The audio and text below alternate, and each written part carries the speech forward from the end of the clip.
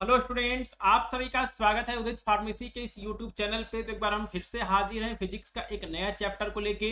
तो अगर आप पॉलिटेक्निक एंट्रेंस एग्जामिनेशन की तैयारी कर रहे हैं, ग्रुप ई की तैयारी कर रहे हैं, तो उदित फार्मेसी यूट्यूब चैनल आपके लिए सबसे बेस्ट यूट्यूब चैनल है। तो चलिए, जो आज की क्लास है हम उसको शुरू कर लेते हैं। अगर आपने अभी तक उदित फार्मेसी ऐप को डाउनलोड नहीं किया है तो आप ऐप को भी जो है वो डाउनलोड कर सकते हैं। ठीक है, तो आज के इस चैप्टर में जो है वो हम कुछ टॉपिक्स के बारे में बात करेंगे, फॉर्मूले के बारे में बात करेंगे, जो कि आपके एग्जाम के लिए बहुत ज्यादा यूजफुल होने वाला है। ठीक है, चलिए, तो यहां से जो है वो हम न्यूटन के नियम से जो है वो हम इस चैप्टर को शुरू करते हैं। तो देखिए, जो यहाँ पर न्यूटन है, इन्होंने जो है वो यहाँ पर तीन नियम जो है वो यहाँ पर दिया है। पहला नियम ये है, पहला है प्रथम नियम, जिसको कि हम लॉ ऑफ इनर्शिया कहते हैं। इस नियम के अनुसार अगर कोई वस्तु रुकी हुई है या फिर कोई वस्तु चल रही है, ठीक है, जब तक उस पर कोई बाहरी बल नहीं लगाया जाएगा तब तक वह वस्तु अपनी अवस्था में बनी रहेगी। कहने का मतलब यह कि अगर कोई वस्तु चल रही है तो वह हमेशा चलती ही रहेगी जब तक कि उस पर कोई बाहरी बल लगा के उसको रोका ना जाए। या फिर अगर कोई वस्तु रुकी हुई है तो वह हमेशा वैसे ही रुकी रहेगी जब तक कि उस पर कोई यहाँ पर बाहरी बल ना लगाया जाए और उसको न चलाया जाए। ठीक है, तो क्या लिखा गया इस नियम के अनुसार? प्रत्येक वस्तु जिस अवस्था में है वह उसी अवस्था में रहेगी, अर्थात अगर स्थिर है तो स्थिर रहेगी, और अगर यहाँ पे चल रही है, गतिमान है, तो वो वहां पर उसी वेग से चलती रहेगी जब तक कि उस पर कोई और बाह्य बल न लगाया जाए। ठीक है, ये आपका प्रथम नियम कहलाता है और इसी को हम कहते हैं लॉ ऑफ इनर्शिया। और इनर्शिया का मतलब क्या होता है? ठीक है, इनर्शिया का मतलब होता है जड़त्व। ठीक है, यानी कि जो चीज जहां पे रुकी है वो उसी पे रुकी रहेगी जब तक कि उस पर कोई बाहरी बल ना लगाया जाए, या फिर अगर कोई वस्तु चल रही है तो वो यहाँ पे तब तक चलती रहेगी जब तक कि उस पर कोई बाहरी बल ना लगाया जाए। ठीक है, ये जो है आपका यहाँ पे पहला नियम है। ठीक है, लॉ ऑफ इनर्शिया इसको हम कहते हैं। तो देखिए, वस्तु का वह गुण, ठीक है, किसी भी वस्तु की वह प्रॉपर्टी जो कि उसकी विराम यानी कि रुकी हुई है या फिर गति की अवस्था को जो है वो नहीं बदल सकता है, उसे हम क्या कहते हैं? जड़त्व कहते हैं, इनर्शिया कहते हैं। ठीक है, तो कहने का मतलब यह है कि जो भी चीजें होती हैं वो बिल्कुल आलसी होती हैं। अगर वो यहाँ पर चल रही हैं तो वो चलती रहेंगी, वो यहाँ पे रुकेंगी नहीं, और अगर वो यहाँ पर रुकी हुई है तो वो रुकी हुई रहेगी, वो यहाँ पे चलेगी नहीं जब तक कि उस पर कोई बाहरी बल ना लगाया जाए। ठीक है, तो इसलिए जो है न्यूटन के प्रथम नियम को हम यहाँ पर जड़त्व का नियम भी कहते हैं। तो कहने का मतलब यह है कि अगर किसी वस्तु के ऊपर हम कोई भी फोर्स नहीं लगाते हैं, अगर उसके ऊपर F0 है, अगर उसके ऊपर F0 है तो उसका जो है उसका त्वरण भी जीरो होगा, उसका वेग भी जो है वो जीरो होगा। ठीक है, यही सब बात जो है वो यहाँ पे लिखी गई है। तो यही आपका पहला नियम कहलाता है। सेकंड नियम क्या है? इसको जो है हम लॉ ऑफ फोर्स कहते हैं। किसी वस्तु के संवेग परिवर्तन की दर, ठीक है, संवेग के अंदर कितना परिवर्तन हो रहा है, संवेग बराबर पी बराबर क्या होता है? एम इंटू वी होता है। और संवेग परिवर्तन की दर, ठीक है, delta P by delta T हमने लिखा हुआ है। उस वस्तु पर लगाए बल, ठीक है, उस वस्तु पर लगाए गए बल के अनुक्रमानुपाती होती है। प्रपोर्शनल किसके होता है? एफ के होता है। यही जो है आपका सेकंड नियम है। तथा संवेग में परिवर्तन की दिशा वही होती है जिस दिशा में बल को लगाया जाता है। ठीक है, तो ये जो है आपका द्वितीय नियम है। चलिए, हम इसका यहाँ पर मैथमेटिकल एक्सप्रेशन जो है वो हम देख लेते हैं। ठीक है, तो संवेग का फार्मूला क्या होता है? संवेग का फार्मूला होता है पी बराबर एम इंटू वी होता है, मास इंटू वेलोसिटी होता है। अभी हमने क्या पढ़ा है? डीपी बटे dt जो है वो आपका, ठीक है, f के प्रोपोर्शनल होगा, या फिर f बराबर जो है k dp बाई dt भी जो है वो हम लिख सकते हैं। ठीक है, तो ये बात जो है वो यहाँ पे लिखी गई है। तो ये जो है हमारा यहाँ पर न्यूटन का सेकंड नियम है। ये हमारा क्या है? ये हमारा न्यूटन का सेकंड नियम है। ठीक है, और देखिए यही से जो है ये हमारा क्या है? न्यूटन का सेकंड नियम है। ठीक है, चलिए, इसके बाद जो है वो हम यहाँ पे थर्ड नियम के बारे में बात कर लेते हैं, लॉ ऑफ एक्शन। तो प्रत्येक क्रिया के बराबर तथा विपरीत प्रतिक्रिया होती है। कहने का मतलब यह है कि यहाँ पे कोई दीवार है, अगर आप इस पे F न्यूटन का बल लगा रहे हैं, अगर आप इस पे प्लस F न्यूटन का बल लगा रहे हैं तो जो यहाँ पर दीवार है वो जो है आपके ऊपर भी जो है वो यहाँ पर F न्यूटन का ही बल लगाएगी, लेकिन जो उसका दिशा होगा वो जस्ट अपोजिट होगा। ठीक है, ये जो है आपका ये आपका माइनस एफ हो जाएगा क्या?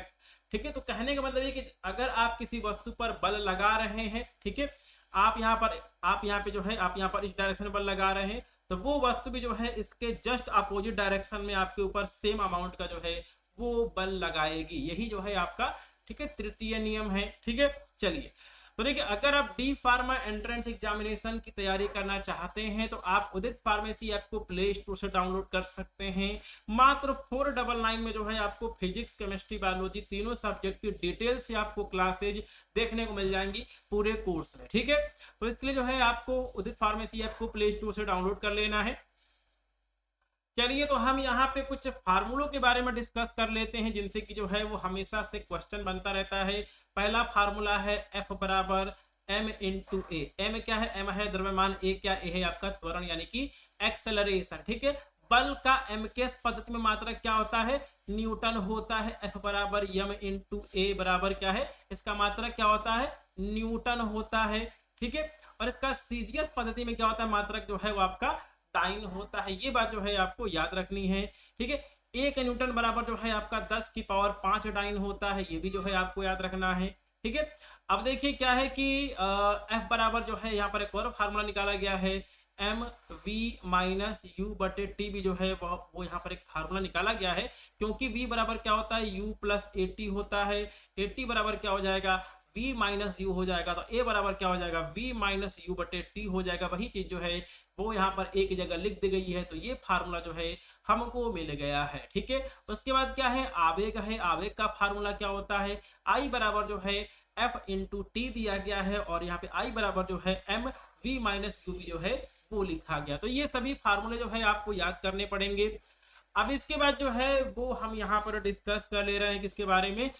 ठीक है, कोलिजन के बारे में, ठीक है। हम यहाँ पर हम जो है हम यहाँ पर इसको हम क्या कहते हैं? टक्कर कहते हैं, कोलिजन कहते हैं, कोलिजन, ठीक है। कोलिजन के बारे में जो है वो हम यहाँ पे डिस्कस कर ले रहे हैं, ठीक है। तो कोलिजन में क्या होता है? ठीक है, कोलिजन में क्या होता है कि यहाँ पे जो है आपका संवेग जो है वो संरक्षित रहता है, ठीक है। संवेग मोमेंटम जो है वो आपका क्या रहता है? संरक्षित रहता है, ठीक है। संवेग जो है वो आपका संरक्षित रहता है। और जो आपके यहाँ पर संवेग होता है दो तरह का होता है, इलास्टिक और इन इलास्टिक। तो जो आपके यहाँ पर प्रत्यास्थ टक्कर होती है उसके अंदर काइनेटिक एनर्जी जो है वो आपकी संरक्षित रहती है, और एक आपका होता है इन इलास्टिक कोलिजन होता है। और प्रत्यास्थ टक्कर होता है उसके अंदर काइनेटिक एनर्जी जो है वो संरक्षित नहीं रहती है। इस टॉपिक से जो है वो क्वेश्चन प्रीवियस ईयर में यानी कि 2023 में जो है ग्रुप ई में पूछा गया था, ठीक है। तो यदि M1 व M2 द्रव्यमानों के दो पिंड U1 व U2 वेग से गति कर रहे हैं जो कि टकराने के बाद V1 और V2 हो जाते हैं, तब क्या होगा? M1 U1 plus M2 V2 बराबर क्या हो जाएगा? M1 V1 plus M2 V2 हो जाएगा। मतलब प्रारंभिक संवेग बराबर, ठीक है, अंतिम संवेग, ठीक है। यदि टक्कर के बाद अब देखिए यहाँ पे क्या है कि यहाँ पे आपका M1 पिंड था, ये आपका U1 वेग से चल रहा था। यहाँ पे आपका एक, ठीक है, M2 आपका पिंड था जो कि आपके यहाँ पर U2 वेग से चल रहा था। इसके बाद इनकी टक्कर हो गई, ठीक है। और यहाँ पे टक्कर होने के बाद जो है ये आपका M1 इसका वेग था, ये जो है आपका V1 वेग से चलने लगा। जो आपके यहाँ पर M2 था ये आपका जो है आपका V2 वेग से चलने लग गया, ठीक है। तो ये जो है हमारे यहाँ पर पास फार्मूला बन गया, ठीक है। यदि टक्कर के, ठीक है, यदि टक्कर के बाद दोनों पिंड जो है यहाँ पे आपस में ज्वाइंट हो गए तो क्या हो जाएगा? M1 प्लस M2 जो है वो आप आपस में क्या हो जाएंगे? जुड़ जाएंगे। और उनका जो और जो इनके यहाँ पर वेग होगा वो कितना हो जाएगा? V हो जाएगा, ठीक है। तो M1 प्लस M2 V बराबर क्या हो जाएगा? M1 plus U1 plus M2 U2 हो जाएगा। और यहाँ से आपका V बराबर क्या निकल आएगा? M1 U1 plus M2 U2 बटे, ठीक है, M1 प्लस M2 आ जाएगा, ठीक है। तो ये सारे फार्मूले जो है आपको यहाँ पर याद करने पड़ेंगे अलग अलग कंडीशंस के लिए, ठीक है। तो यदि स्मॉल m द्रव्यमान की एक गोली स्मॉल u से बंदूक से बाहर निकलती है और कैपिटल M द्रव्यमान की बंदूक v वेग से पीछे हटती है तो संवेग संरक्षण के नियम के अनुसार कैपिटल M, ठीक है, स्मॉल v बराबर small m into small u हो जाएगा। और यहाँ पे v बराबर जो है स्मॉल m स्मॉल यू बटे कैपिटल M जो है हमको मिल जाएगा, ठीक है। तो ये सारे फार्मूले जो है वो दिए गए हैं, इन सभी फार्मूलों से भी जो है वो क्वेश्चन वगैरह बनता है, ठीक है। उसके बाद जो है यहाँ पे कार्य का फार्मूला दिया गया F इंटू एस होता है, ठीक है। यदि बल F लगाने पर वस्तु बल की दिशा में न चलकर थीटा एंगल बनाए तो क्या हो जाएगा? W बराबर क्या हो जाएगा? एफ एस कॉस थीटा हो जाएगा, ठीक है। अगर कॉस थीटा की वैल्यू कितनी है? 90 डिग्री है तो आपका जो है तो आपका किया गया कार्य जो कितना होगा? 0 हो जाएगा, ठीक है। कार्य क्या है? कार्य एक अदिश राशि स्केलर क्वांटिटी है, ठीक है। और आपका यहाँ पर कार्य का एम के मात्रक क्या होता है? न्यूटन मीटर होता है, या फिर क्या होता है जूल भी होता है, ठीक है। सीजीएस पद्धति में क्या होता है 9 सेंटीमीटर होता है, ठीक है। और 1 जूल बराबर कितना अर्ग होता है 10 की पावर 7 अर्ग होता है। बहुत इंपॉर्टेंट है, इससे जो है वो डायरेक्ट क्वेश्चन पूछा गया है। चलिए इसके बाद जो है वो आपका यहाँ पर पावर के कौन कौन से फार्मूले हैं, ठीक है। पावर जो है तो यदि W कार्य करने में लगा समय T हो तो P बराबर क्या होता है W बटे T होता है। W बराबर क्या होता है F इंटू एस होता है बटे T होता है, ठीक है। और F हो गया और यहाँ पे लिखा है S बाई T क्या होता है V होता है V, ठीक है। V बराबर क्या होता है, ठीक है। V बराबर क्या होता है दूरी बटे समय होता है। तो इससे जो है ये वाला फार्मूला यहाँ पे निकल के आ चुका है। मात्रक क्या है जूल बटे पर सेकेंड है, ठीक है। तो देखिए P बराबर क्या होता है W बाई T होता है। W का मात्रक क्या होता है जूल होता है, T का मात्रक क्या होता है सेकेंड होता है, ठीक है। तो यहाँ से जो है हमारा मात्रक निकल चुका है, ठीक है। तो 1 वाट बराबर कितना होता है 1 जूल पर सेकेंड होता है। उसके बाद लिखा गया 1 किलोवाट में 10 की पावर 3 वाट है, 1 मेगावाट में 10 की पावर 6 वाट है, 1 हार्स पावर में 746 वाट है। तो डायरेक्ट जो है यहाँ से क्वेश्चन वगैरह पूछे गए हैं, ठीक है। चलिए तो यहाँ पर एक और मात्रक दिया गया है जो कि है किलोवाट घंटा। ये भी जो है वो क्वेश्चन पूछा गया है, ग्रुप ई एग्जाम में जो है पूछा गया है, 2022 में शायद ये पूछा गया था, ठीक है। तो 1 किलोवाट घंटा बराबर कितना हो जाएगा 1 किलोवाट गुणे 1 घंटा, ठीक है। तो आपका यहाँ पर 1 किलोवाट में कितना वाट होगा 1000 वाट होगा। और आपका 1 घंटा में जो है आपका 3600 सेकंड होगा। कहने का मतलब ये कि 1 किलोवाट घंटा बराबर कितना होता है 3.6 इंटू 10 टू पावर 6 होता है, ठीक है। तो ये भी बात जो है आपको यहाँ पर याद रखनी पड़ेगी, ठीक है। गतिज ऊर्जा का समीकरण क्या होता है K बराबर 1/2 mv² होता है। स्थितिज ऊर्जा का फार्मूला क्या होता है पोटेंशियल एनर्जी Pe बराबर क्या होता है स्मॉल mgh होता है, ठीक है। कुल ऊर्जा क्या होती है तो E बराबर जो है आपका काइनेटिक एनर्जी प्लस आपका ठीक है प्लस आपका पोटेंशियल एनर्जी हो जाएगा, ठीक है। तो यहाँ पर दिया गया 1/2 mv² प्लस mgh दिया गया है। आइंस्टाइन का यहाँ पे समीकरण एक दिया गया है E बराबर जो है mc² होता है। इससे भी जो है वो क्वेश्चन पूछे गए हैं, ठीक है। चलिए तो देखिए अगर कोई चीज जो है अगर कोई यहाँ पे ग्रह है प्लेनेट है, ठीक है, जो कि यहाँ पर इनके बीच का डिस्टेंस r है, इस पिंड का द्रव्यमान m1 है, इसका कितना है m2 है। तो इनके बीच में लगने वाला बल क्या होगा तो वो होगा F बराबर G m1 m2 बटे r² होगा। ये फार्मूला भी जो है आपको याद करना पड़ेगा। G क्या है G है आपका गुरुत्वाकर्षण नियतांक है, ठीक है, ग्रेविटेशनल कांस्टेंट है। और G की वैल्यू कितनी होती है G की वैल्यू होती है 6.67 इंटू 10 टू पावर -11 होता है। और G का जो है आपसे विमीय सूत्र भी जो है वो पूछा जाता है एग्जाम में, ठीक है। तो इसका विमीय सूत्र जो है वो आप यहाँ पे कैसे निकालेंगे तो विमीय सूत्र G बराबर है आपका हो जाएगा FR² बटे m1 m2 हो जाएगा, ठीक है। F का क्या होता है mlt-2 होता है, R का जो है आपका L2 हो जाएगा, नीचे जो है m की पावर 2 हो जाएगा। इस तरह जो है आप यहाँ पर विमीय सूत्र भी जो है आप यहाँ पर G का निकाल लेंगे जो कि इंपॉर्टेंट है, ठीक है। ये भी जो है वो आपसे पूछा जाता है। चलिए तो हम यहाँ पर कुछ और हम यहाँ पे फार्मूले के बारे में डिस्कस कर लेते हैं, ठीक है। तो यहाँ पर दिया गया कि इंटेंसिटी ऑफ ग्रेविटेशनल फील्ड, ठीक है। तो यहाँ पर गुरुत्वीय क्षेत्र की तीव्रता का फार्मूला दिया गया है I बराबर जो है F बटे स्मॉल m होता है। F का फार्मूला क्या होता है G m1 m2, ठीक है। G आपका हो गया m1 या फिर हम कहें कि हम यहाँ पर कैपिटल M लिख लेते हैं, वो ज्यादा सही रहेगा।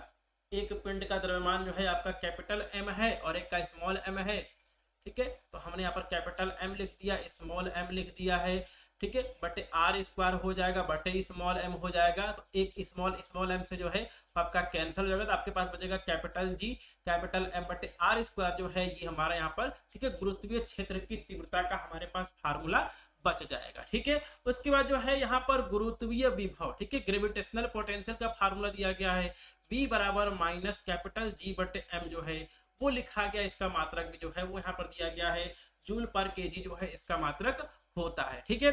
चलिए तो हम यहाँ पर एक और टॉपिक के बारे में डिस्कस कर लेते हैं जो कि है हमारा बल आघूर्ण, ठीक है। तो देखिए अगर आपके पास एक दरवाजा है, ठीक है, यहाँ पे जो है आपका एक दरवाजा टंगा हुआ है और आप जो है इसको खोलने के लिए जो है आप इसके हैंडल के ऊपर जो है आप यहाँ पे फोर्स लगा रहे हैं F, ठीक है। तो इसका यहाँ पे तो इसका टार्क क्या होगा बल आघूर्ण क्या होगा तो देखिए बल आघूर्ण का विमीय सूत्र जो है वो 2023 एग्जाम में एक क्वेश्चन में पूछा गया था प्लांक नियतांक वाले में, ठीक है।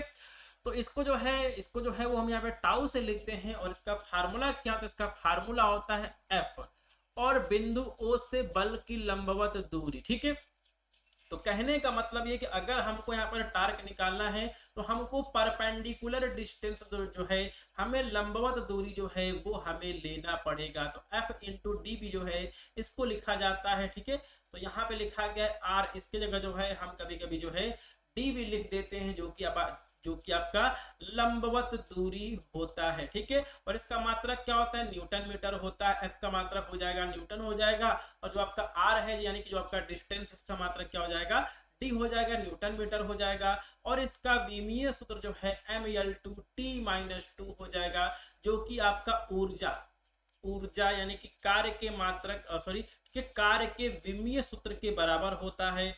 ठीक है, तो बल आघूर्ण का विमीय सूत्र क्या है, ml/t-2 का कैसे आ गया, तो हमको पता है कि टार्क बराबर क्या होता है, F इंटू डी होता है। डी क्या है, डी है परपेंडिकुलर डिस्टेंस है। ठीक है, और आपका यहाँ पर F का विमीय सूत्र क्या होता है, ml/t-2 होता है। डी का क्या हो जाएगा, L हो जाएगा। यहाँ पे क्या हो जाएगा, ml/t-2 जो है ये आपका विमीय सूत्र जो है वो निकल आएगा। और आपका बल आघूर्ण क्या होता है, एक सदिश राशि होती है, क्योंकि इसके अंदर हमें राशि भी जो है इसके अंदर हमें दिशा भी जो है हमको देखने को मिलती है। ठीक है, तो इस वीडियो क्लासेज में हमने आपको जो भी फार्मूले बताए हैं, इन सभी फार्मूलों को आप याद कर लेंगे। इनसे जो है वो क्वेश्चन वगैरह हर बार polytechnic entrance exam group E में, या फिर अगर आप किसी भी एंट्रेंस एग्जामिनेशन की तैयारी कर रहे हैं जिसमें कि फिजिक्स सब्जेक्ट आता है, तो उसमें जो है ये सारे फार्मूले आपके लिए यूजफुल होंगे। ठीक है, तो चलिए मिलते हैं अगले चैप्टर में।